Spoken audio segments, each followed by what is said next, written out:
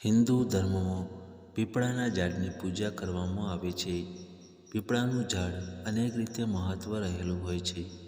ખાસ કરીને શનિવારના દિવસે પીપળાના ઝાડમાં જળ ચઢાવવાથી શુભ ફળની પ્રાપ્તિ થાય છે.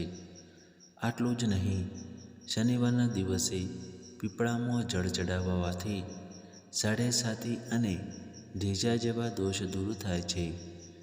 ધાર્મિક માન્યતાઓ અનુસાર પીપળાના ઝાડમાં અનેક દેવી દેવતાઓનો વાસ હોય છે.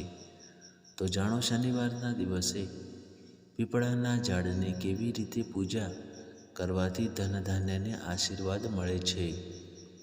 શનિવારના દિવસે સવારમાં વહેલા ઉઠીને સ્નાન કરો. ત્યારબાદ વિધિપૂર્વક પીપળાના વૃક્ષની પૂજા કરો. આ સાથે મા લક્ષ્મી અને ભગવાન વિષ્ણુની પૂજા કરો. આમ કરવાથી તમારા ઘરમાંથી દરિદ્રતા દૂર થાય છે અને સાથે મા લક્ષ્મીનું આગમન થાય છે. આ સિવાય સવારના સમયે પીપળાના વૃક્ષ નીચે સરસિયાના તેલનો દીવો પ્રગટાવો છો તો શનિદેવની વિશેષ કૃપા બની રહે છે. આ ઉપાય કરવાથી ધનની કમી પૂરી થાય છે. તમારા બિઝનેસમાં મંદી ચાલી રહી છે તો તમારા કામની ગતિ ઓછી થઈ ગઈ છે તો તમે શનિવારના દિવસે પીપળાનું એક પાન લઈને ચોખ્ખા પાણીથી ધોઈ દો. ત્યારબાદ આ પાનને ચોખ્ખા પાણીથી ધોઈ દો.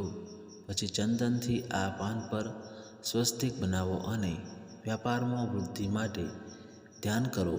પછી આ પાનને તમે જો ઈચ્છો છો ત્યાં તિજોરીમાં અથવા પર્સમાં મૂકી દો. આ ઉપાય સતત 7 શનિવાર સુધી કરો. દર શનિવારે તિજોરીમાં મૂકેલું જૂનું પાન કાઢી દો અને નવું પાન મૂકી દો. જૂનું પાન નદીમાં પ્રવાહિત કરો.